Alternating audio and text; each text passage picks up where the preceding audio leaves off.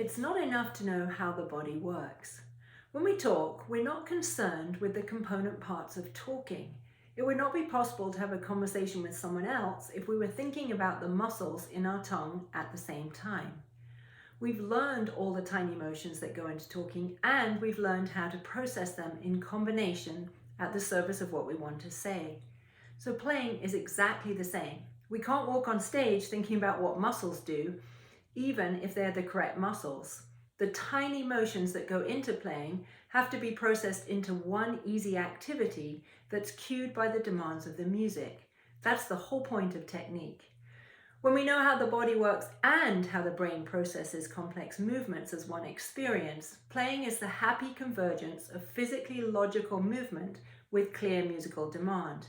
Technique is music. They are completely meshed because we play with our hands and arms. There's much confusion about this point. If we don't understand the process of learning in all its stages, from myopic practicing of tiny movements to how the brain processes complex movements as one, then technique and music can never converge. Of course, this involves being focused on different aspects along the way, see the practice spectrum. But doing so when we understand the whole journey is much more logical than when we don't.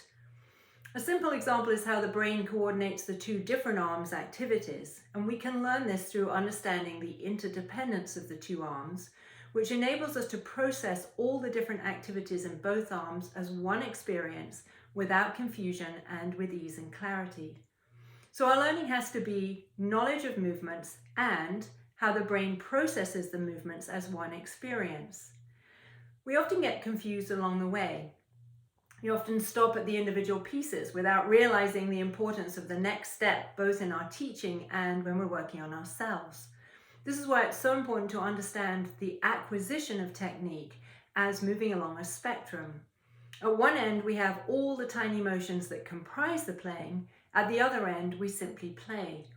Knowing how the brain processes movement is crucial to this transition. When we don't understand this, we can also completely disable a movement, even if we have the correct information for each of the parts. We can do this with our walking in a matter of seconds. If you suddenly make the toes the engine for the walking and you think from the toes, you disable the entire mechanism that was working perfectly before in just a split second.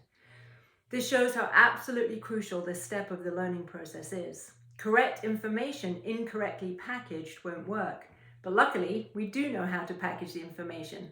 So technique can be perfectly meshed with the music. As always, it's not magic, it's just knowledge.